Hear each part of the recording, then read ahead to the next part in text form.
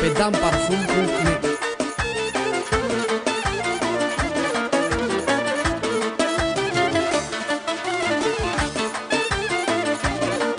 Solomon de la Ștevan pentru Iancu, la mulți ani, la mulți ani, la mulți ani, Iancule. Să-i trăiască toată familia lui Iancu. N-are nimenea, nimenea, familia mea, ca mea. E familia regală, e regală, care n-am luat în țară.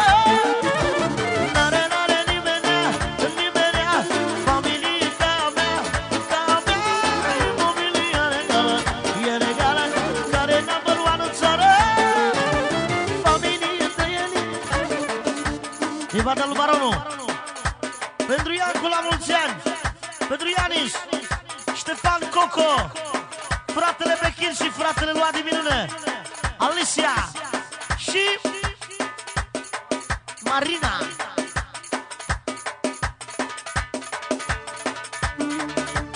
Familie de elite, familie fericire, e familia regală, care n-am luat în țară.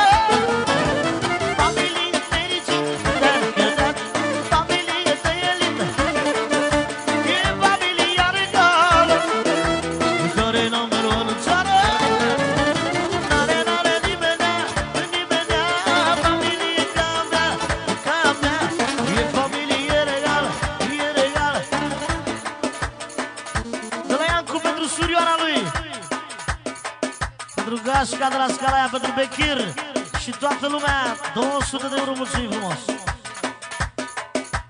Familie fericită, familie de elit, e familia regală, care n-am luat în țară. Ce familie frumoasă, dar la ea ni stă în casă. Să vadă toată lumea, dar la ea ni puterea.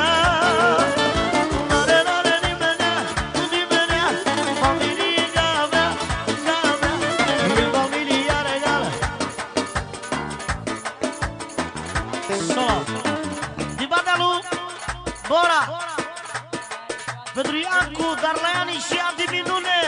Să-i facem Mi-aș da viața pentru tine, pentru fericirea ta. E aceeași piesă. După melodia asta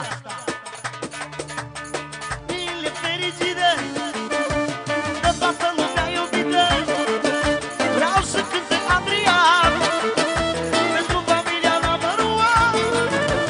N-are nimenea. Și că 10 milioane pentru familia lui Iancu din partea lui Bechir.